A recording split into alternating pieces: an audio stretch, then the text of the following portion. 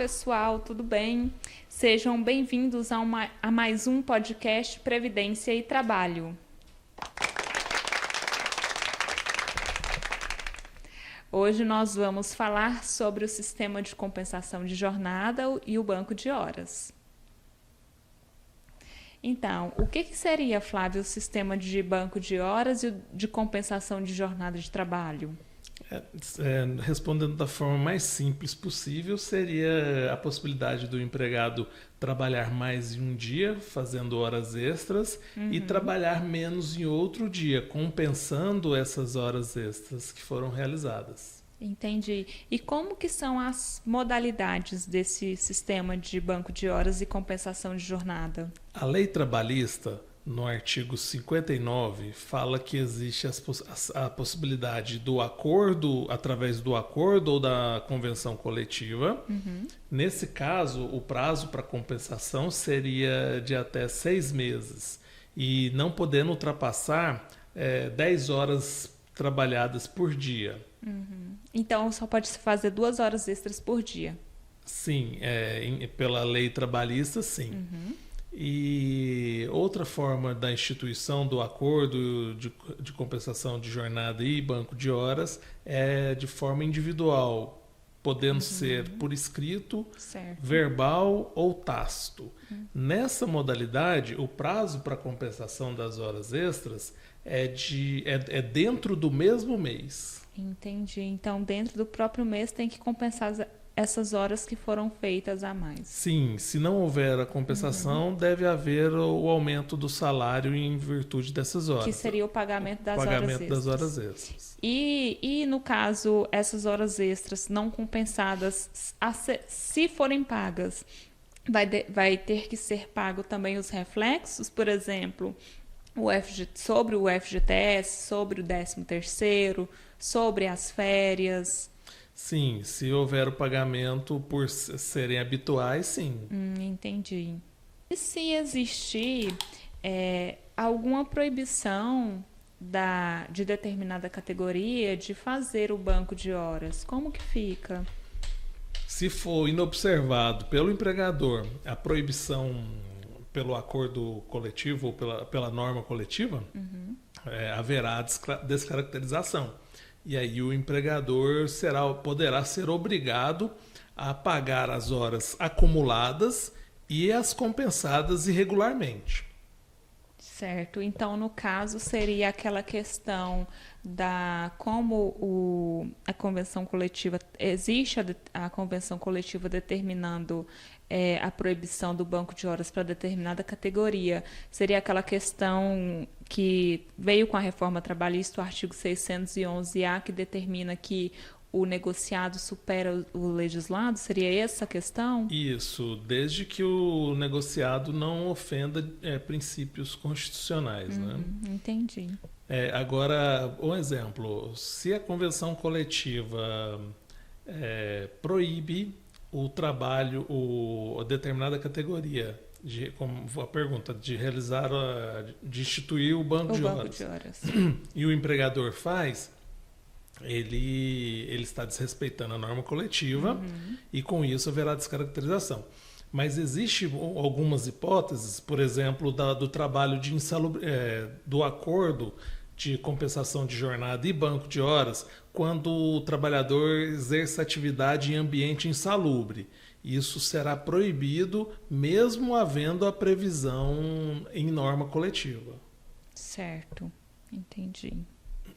E uma dúvida que é muito frequente, que aparece aqui no escritório, geralmente já me perguntaram, e se no decorrer, porque foi instituído o banco de horas, o que seria? Instituir o banco de horas o empregado trabalha, acumula horas na empresa, que seriam horas na casa, e na hora de compensar essas horas, que seriam a hora do empregado se valer daquelas horas que foram feitas, acontece a rescisão do contrato de trabalho.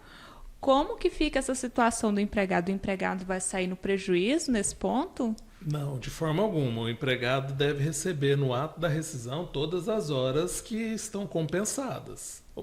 Que estão acumuladas, que não foram compensadas, Que não foram compensadas. Porque, na verdade, o sistema, ele é dúplice, né? É um sistema de banco de horas, ou seja, um acúmulo de horas, e o outro sistemas para compensar essas horas que foram acumuladas. Isso, são duas coisas. São dois, entendi. Dois institutos, o acordo de compensação e o banco de horas. Certo. E quanto à descaracterização, você mencionou que uma das descaracterizações seria a habitualidade dessas horas extras. Como que ficaria essa habitualidade das horas extras para descaracterizar esse sistema de banco de horas? A lei trabalhista fala que a simples realização de horas extras não é o suficiente para descaracterizar o banco de horas, mas deve ser observado, na hipótese, cada caso concreto.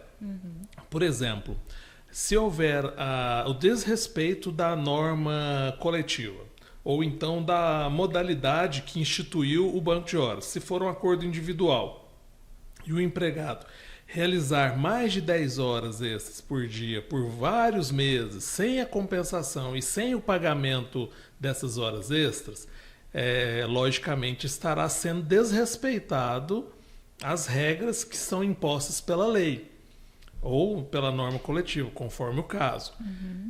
Nesses casos, haverá a descaracterização. Inclusive, existe jurisprudência do TST onde informa que haverá descaracterização se não for cumpridas as regras do acordo que foi instituído para compensação e do banco de horas. Certo. E outra dúvida, assim, que eu acredito que exista muito para o pessoal aí que está assistindo. Eu já vi, por exemplo, acontecer de falarem que o funcionário está devendo horas para o empregador. Como que ficaria essa situação aí? Ele teria que pagar essas horas que estão negativas para o empregador? Não, de forma alguma. No momento da rescisão, havendo horas negativas, não tem que pagar, não é permitido nenhum tipo de desconto. Até porque não existe nenhuma previsão legal para tanto, Não existe.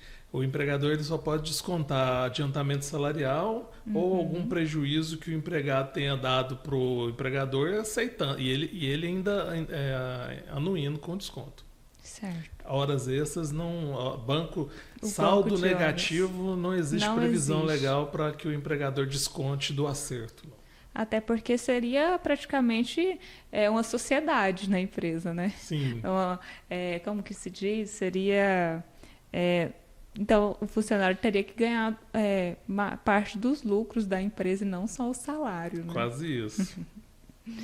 Ai. Tem mais alguma coisa que você gostaria de acrescentar? Alguma pergunta que eu não te fiz sobre prazos? Só que essa questão da descaracterização do acordo de compensação de jornada e do banco de horas tem que ter um cuidado, o empregador principalmente tem que ter um cuidado, porque se porventura a simples falta de informação não permitindo que o empregado tenha ciência sobre a quantidade de horas creditadas e que são debitadas dentro do mês, leva à descaracterização.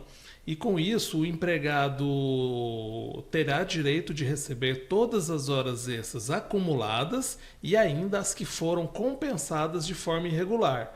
Aí devendo observar apenas o seguinte: todas as horas excedentes ao limite diário e se porventura ultrapassado o limite semanal, haverá o pagamento também do limite semanal da hora acrescida do adicional de horas extras.